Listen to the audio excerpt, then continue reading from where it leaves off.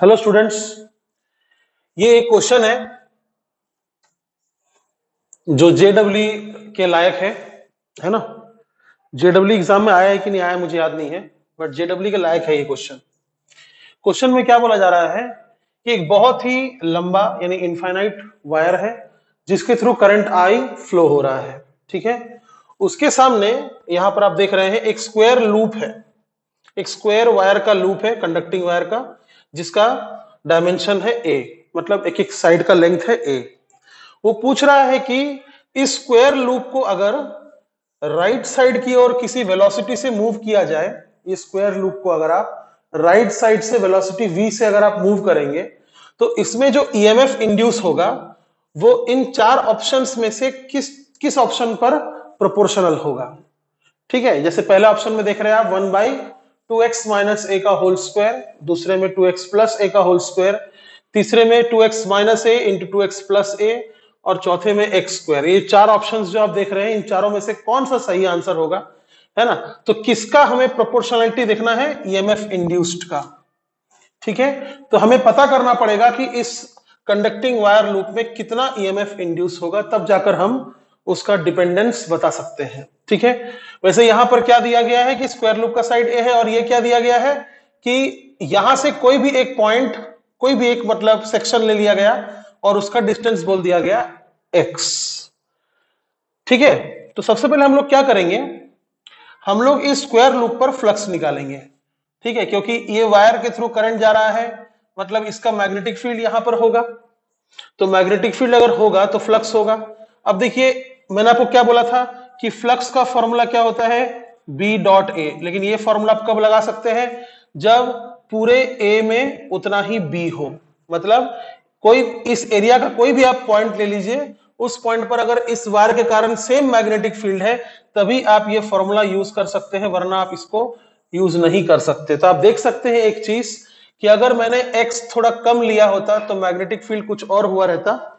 ठीक है, और अगर हम लोग x थोड़ा ज्यादा लेंगे तो मैग्नेटिक फील्ड कुछ और होगा। इसका मतलब स्क्वायर लूप में अलग अलग पॉइंट पर मैग्नेटिक फील्ड अलग अलग होगा, तो हम इस फॉर्मूला से नहीं कर सकते। ठीक है, तो हम क्या करेंगे, एक छोटा सा यहां पर सेक्शन ले लेंगे, एक छोटा सा हम स्ट्रिप ले लेंगे। देखिए, x डिस्टेंस के बाद हम एक स्ट्रिप ले लेंगे जिसका लेंथ होगा dx। ठीक है, और इस dx वाले एरिया पर हम फ्लक्स निकालेंगे, इतने एरिया पर हम फ्लक्स निकालेंगे। ठीक है, तो flux will be, let us consider it d phi, यानी d phi is the flux, it is the flux over the area, over the strip, over the strip. ठीक है, तो d phi का फॉर्मूला क्या हो जाएगा, b इंटू डी ए, है ना, b इंटू डी ए। तो d phi is equal to कितना हो जाएगा, फिर यहां पर b कितना होगा, यहां पर कोई भी पॉइंट पर, ये पॉइंट पर b कितना होगा, तो b होगा mu naught i by 2 pi x। ठीक है, कोई भी इनफाइनाइट वायर के लिए किसी भी पॉइंट पर मैग्नेटिक फील्ड का फॉर्मूला यही होता है ना। और स्ट्रिप का एरिया आप कितना लिखेंगे, देखिए यहां से लेकर यहां तक का लेंथ कितना है a, और ये ब्रेड्थ कितना है dx, तो इसका एरिया कितना हो जाएगा a इंटू dx। ठीक है, तो अगर हम इस स्ट्रिप का एरिया निकालकर, अगर मान लीजिए इसको हम, अगर इस ये जो स्ट्रिप का एरिया है उतने एरिया पर अगर हमने फ्लक्स निकाल लिया है, ठीक है, तो उसको अगर हम इंटीग्रेट कर देते हैं यहां से लेकर यहां तक, यानी ये पॉइंट से लेकर ये एंड से लेकर ये एंड तक अगर हम इस स्ट्रिप को स्ट्राइप कर देते हैं, स्वाइप कर देते हैं, तो मुझे पूरा फ्लक्स मिल जाएगा। ठीक है, यानी इंटीग्रेट करने से मुझे फ्लक्स मिल जाएगा। तो flux is equal to integration of mu naught i by 2 pi x dx। कहां से कहां तक, लिमिट। तो देखिए, काश हमें यह डिस्टेंस दिया होता, हमें यह डिस्टेंस नहीं दिया हुआ है। क्यों नहीं दिया हुआ है, इसके भी पीछे एक रीजन है। ये स्क्वायर लूप अभी ना यहां पर है, बाद में ये v वेलोसिटी से कहीं और चला जाएगा, तो ये डिस्टेंस देकर मुझे क्या मिलेगा, वो भी वेरिएबल हो जाएगा। ठीक है, इसलिए हमें ये डिस्टेंस नहीं दिया गया है, तो फिर लिमिट लेंगे कैसे। सपोज कीजिए हमें ये डिस्टेंस दिया रहता b, मान लीजिए b दिया रहता, तो हम x और ये स्क्वायर लूप मान लीजिए कहीं नहीं जाता, तो फिर हम x का लिमिट कितना लेते, b से लेकर b प्लस a। देखिए x यहां से शुरू होगा और यहां खत्म होगा, लेकिन x काउंट कहां से हो रहा है, यहां से, तो यहां से यहां तक कितना हो जाएगा b, और यहां से यहां तक कितना हो जाएगा, ये पूरा कितना हो जाएगा b प्लस a। तो हम फिर लिख देते हैं यहां पर लिमिट लोअर वाला b और अपर वाला b प्लस a, लेकिन अफसोस ये b नहीं है, इसीलिए क्या किया गया, इसका जो एक मिडिल पॉइंट होगा उसको लिया गया। समझ गए आप, इसको जो मिडिल पॉइंट है उसको लिया गया, यानी मान लिया गया कि यहां से लेकर यहां तक x है, ऐसा मान लिया गया। ठीक है, तो मैं डायग्राम थोड़ा सा मिटा देता हूं और आपको फिर से बना के बता देता हूं। ठीक है, यानी हम अभी कैसा मजबूर है कि हमें x कहां तक लेना चाहिए, मिडिल पॉइंट तक लेना चाहिए, ऐसा मिडिल पॉइंट तक हमने x मान लीजिए ले लिया, उसके बाद हम dx ले लेंगे। ठीक है, अपने सॉल्यूशन में कोई चेंजेस नहीं आएंगे, ये मान लीजिए है dx। ठीक है, तो अगर ये मिडिल पॉइंट है, this is middle point, then this much is a/2 and this much is also a/2। ठीक है, तो फिर लोअर लिमिट कुछ भी बोलिए कहां से कहां तक होगा, यहां से यहां तक होगा। तो ध्यान से देखिए, यहां से यहां तक x और इतना कितना है a/2, तो ये कितना हो जाएगा फिर x माइनस a/2, तो लोअर लिमिट हो जाएगा x माइनस a/2, और अपर लिमिट क्या होगा, यहां से यहां तक, ये दोनों एंड्स के बीच में जो डिस्टेंस है, तो यहां से यहां तक x और आगे और कितना a/2, तो x प्लस a/2, तो हम अपर लिमिट हो जाएगा x प्लस a/2।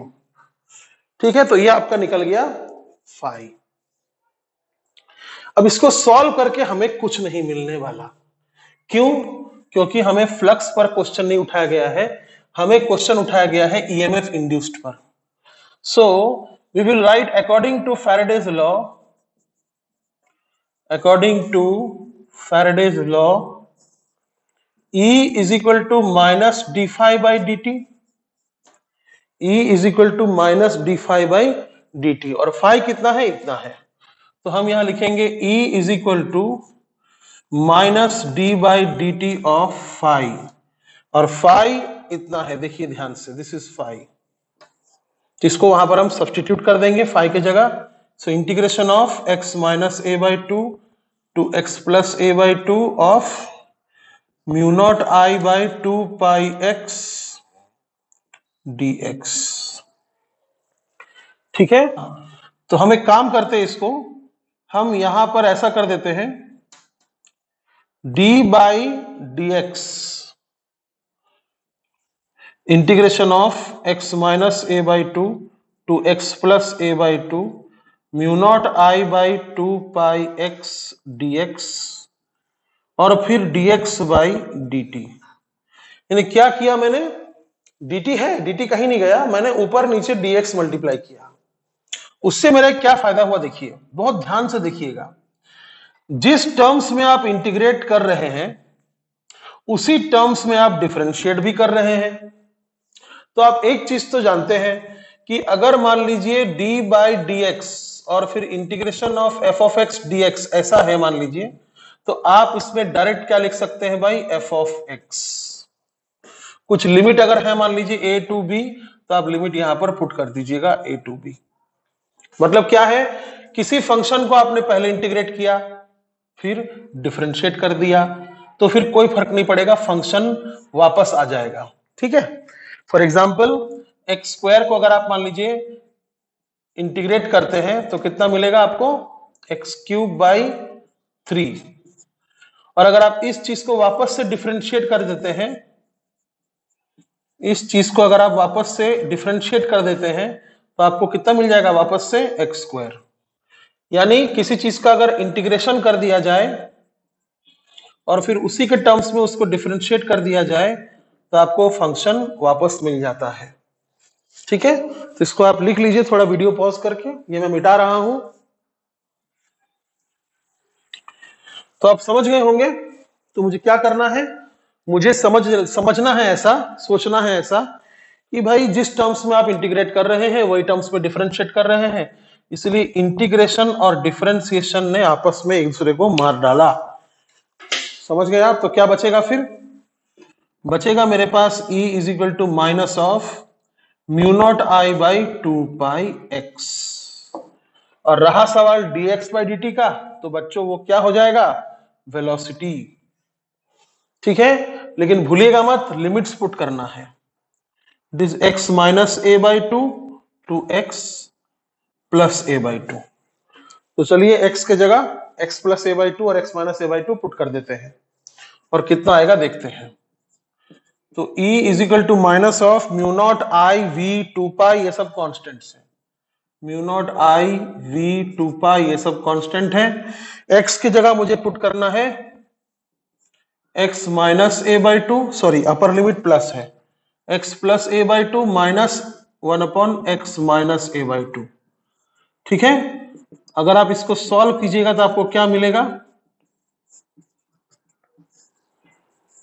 आपको मिलेगा x plus a by 2 into x minus a by 2, और इधर आ जाएगा x minus a by 2 minus x minus a by 2।